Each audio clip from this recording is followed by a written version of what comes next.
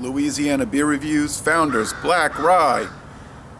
It's a dark ale, dry hopped, brewed with rye, okay? Bottled on December 6, 2014. This is the first video review for this beer in the world that I could find. 7.5% alcohol, 78 international bitterness units. They said that this beer was, they had it out years ago, and then they said the black IPA thing got going, and so they brought this back. Although they don't claim it's a black IPA, and if you look at the website carefully, they're kind of taking a shot at the concept of black India pale ales, which makes sense since if it's a pale ale, it shouldn't be black.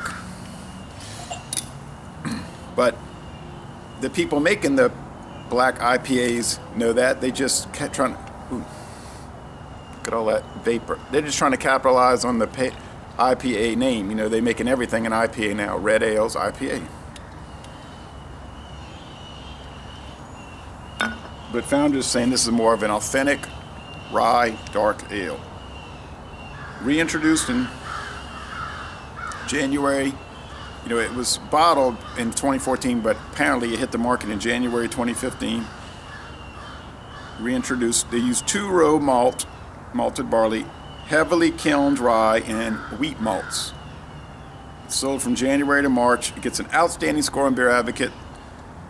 The bros say it's outstanding. A 98 out of 100 on Rate Beer, and a 100 out of 100 for the style.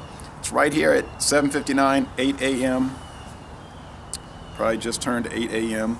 It's about 51 degrees. It's damp and it's not too comfortable. They say it's going to get up to 70 degrees today. We'll see about that. This does look black. The sun is obscured by those clouds. It's partly cloudy. I think I can see a little bit of ruby around the edges. Just a little bit. Oh yeah, you can probably hear the church bells. Now the aroma is pretty hop oriented. I mean,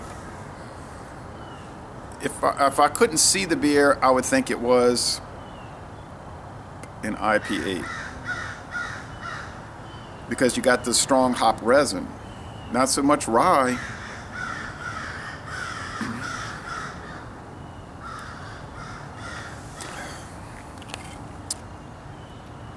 You get the charred thing going here from the black heavily roasted malts.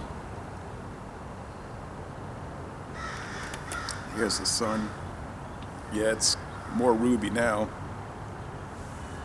as the sun emerges from the clouds.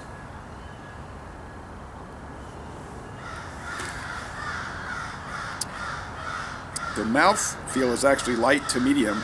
It's not a heavy beer. Back to the flavor, it's hop oil, char, some sweet malts, maybe a little peppery rye. But I'm going to tell you right now, let me say this to you. If I didn't know this had rye in it, I really wouldn't be thinking along those lines.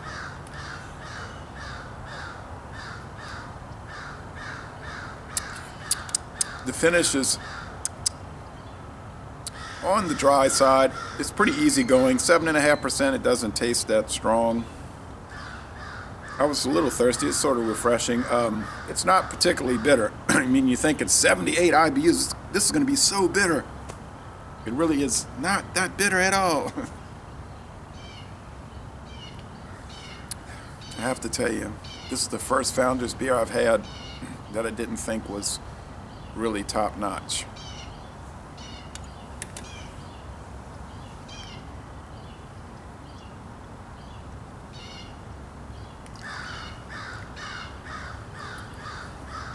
I think the labeling is kind of sorry, kind of substandard. It's not the greatest.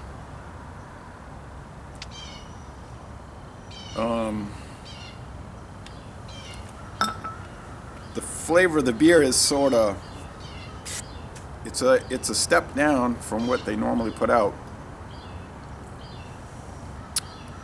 to me. I mean, it's okay, it's good, but then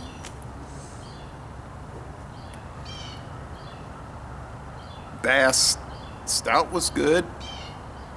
George Killian's Irish Stout was good.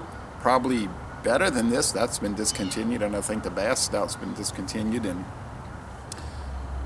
you're probably not going to see this around that long. I mean, I paid $2.74 for the single bottle. That's fine, you know. Would I buy it again? I don't think so. I'll score it.